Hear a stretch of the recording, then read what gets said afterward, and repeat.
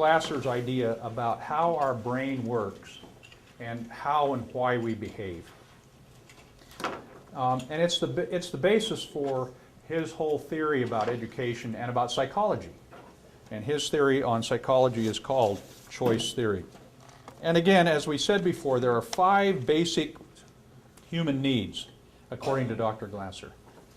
It's a lot like Maslow's hierarchy that we all learned in our education undergraduate courses about people and how they live.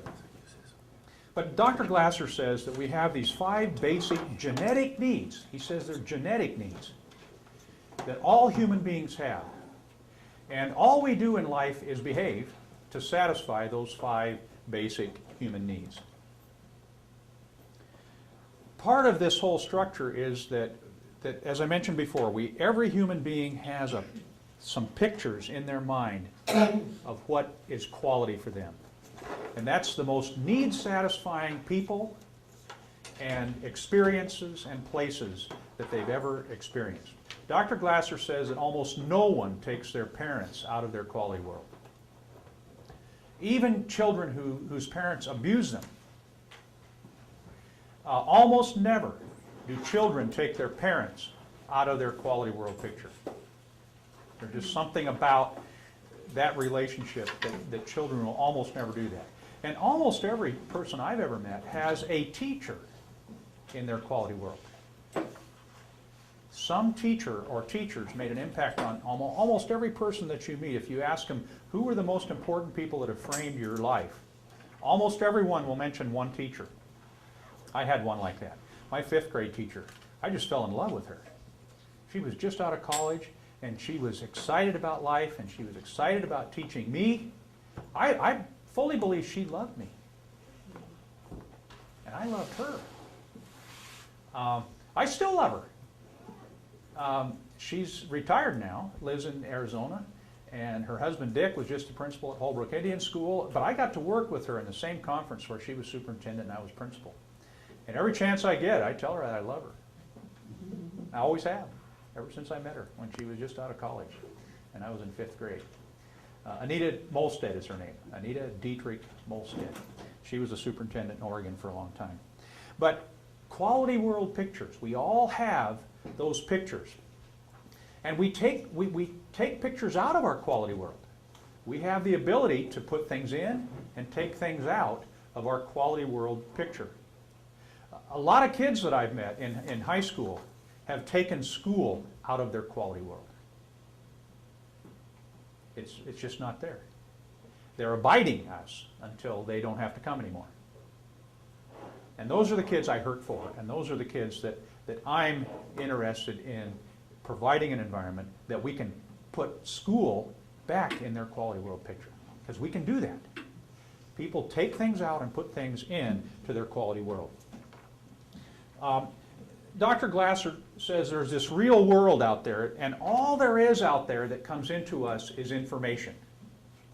He says all we can ever give or get from the real world is information. So it's not a stimulus response. We don't have to respond to what's coming into us. It's simply information.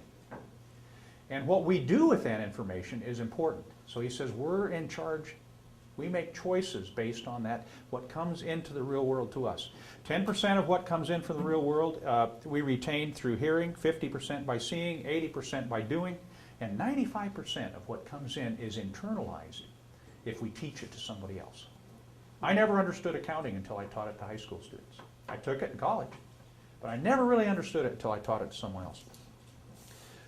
From that information that makes it through into our perceived world, it comes through a knowledge filter and a values filter. The knowledge filter says, is this useful, neutral, or useless? If it's useless, it never makes it into our perceived world. You've seen kids like that in class. Well, we're trying to teach them, it's just not connecting. Because they can't make a connection. It doesn't make it through their knowledge filter. That information that's coming in doesn't make it through their knowledge filter. They have no knowledge of this information, and they can't perceive that it's useful. And there's also a values filter. If it doesn't make something that's important to them, even if they can understand it, it doesn't make it through into their perceived world. After things make it through that knowledge and values filter into their perceived world, we then go into a behavioral system. And I mentioned a car before. It's a great metaphor to use with students when you're teaching them about choice theory and about their own behavior. Use the metaphor of a car. The front wheels of the car are acting and thinking. Those are two elements of total behavior. Glasser says all behavior is total behavior made up of these four components: acting, thinking, feeling, and physiology. Think about any behavior that you have ever done.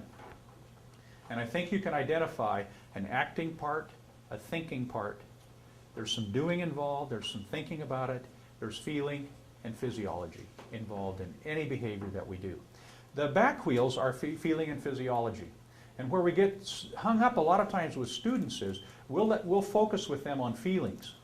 And a lot of psychology, a lot of psychiatrists spend a lot of time going back into history and how did you feel about this, and how did you feel about your mother, and how did your mother feel about you, and all this kind of thing. Dr. Glasser says you can't really directly control that component of your behavior.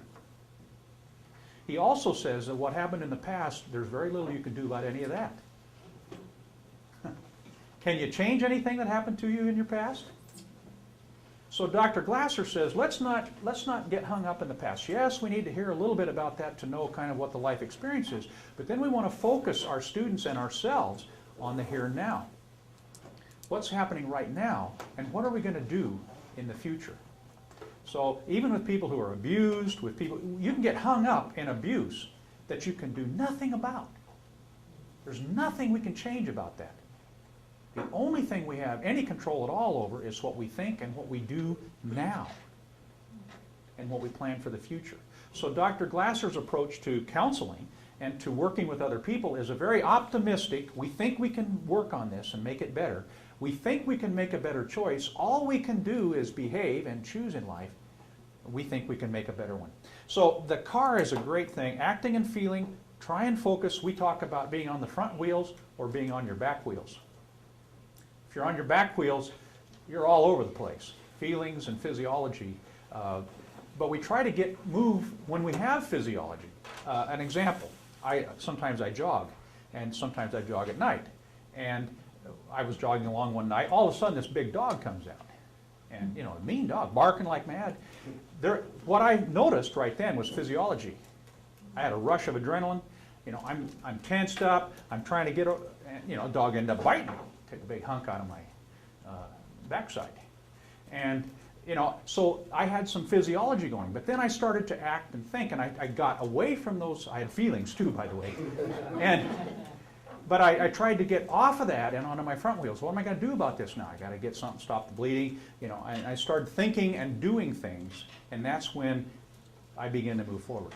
So a great metaphor for choice theory. So we got this real world with information, comes into our perceived world through some filters, goes to a comparing place. This comparing place is where we decide what we're going to do with this information that's come in. Is this something that's part of our quality world? If it is, we'll process it one way if it's part of our quality world. If it's not, it typically goes the other way. But from this information that comes in into our perceived world, we compare it with our quality world, that turns into a behavior. And whatever behavior we choose is our best attempt to meet one of those 5 basic needs. Even crazy behavior, Dr. Glasser says, is just creative, more creative. People who are schizophrenic are just more creative. It's a really interesting way to look at mental health. Instead of saying, well, those people are crazy, they're just more creative. Whatever they have chosen to do is their best attempt right then to meet one of those 5 basic needs in relationship. Now, what does that leave for us as helping people? Our job then, in working with someone like that, would be to help them to make a better choice. The one they're making, people don't understand. So we want to help those people make a better choice. So that's just I'm going to there are a few excerpts here. This is the bonus deal, so I'm not going to spend a lot of time on it. But I believe we can convince just about every student who comes to school to do competent work. This is Glasser. The way to do this is by making an effort to connect with them, especially when they give us problems. Whew. What do we usually do when somebody gives us a problem? We either avoid them or we lay some punishment on them. Yeah, okay. The choices we make usually when somebody's hard to get along with is draw us further apart. And now Dr. Glasser is saying to us, the way we're going to help students to choose to do competent work in school is by connecting with them, especially when they give us problems. So in a quality school, Dr. Glasser says, we're not going to punish anybody. If we have a problem, we're going to work it out by talking about it. We're going to negotiate together and try and figure out a way that we can work better together. External control is a short, accurate way to describe what happens when we use the 7 deadly habits. And I happen to bring a handout along. I'll send some down both sides here. On the seven habits, there are 14 habits really. And so the handout you're getting, you won't have to write these down because you'll have a handout. Great thing to teach students, by the way. If you're connecting with students at the beginning of the year to talk about the 14 habits and even maybe role play those habits. Kids love to role play, especially if they're role playing the bad habits. They like to do that. And so a great exercise to do with students is to have them role play the habits. Let's look at the 7 deadlies first. Criticizing, blaming, complaining, nagging, threatening, punishing, and bribing or rewarding to control. One of the relationships that we do this best in, the 7 deadlies, is marriage. Yeah, is marriage. The reason about half of them fail is because we're really good at those 7 deadly habits in a marriage. The closer the relationship, it seems like the more we want to use the deadly habits with people, our own kids. Glasser says there's really 4 major relationships that we try to satisfy our needs in. Parent and child, teacher and student, boss and employee, and marriage, and husband and wife. So there's those 7 deadly habits that are external control habits.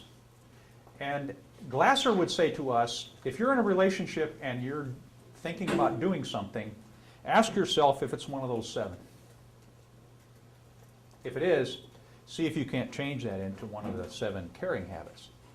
Instead of threatening or punishing, use the 7 connecting or choice theory habits of supporting. This is a different list: caring, listening, supporting, contributing, encouraging, trusting, and befriending. The list I brought for you is supporting, encouraging, listening, accepting, trusting, respecting, and negotiating differences. That sounds like more fun, doesn't it? To try those connecting habits. Glasser says if you're having trouble with somebody else, evaluate your own behavior, not theirs. Now the other thing we're good at doing is trying to control the other person.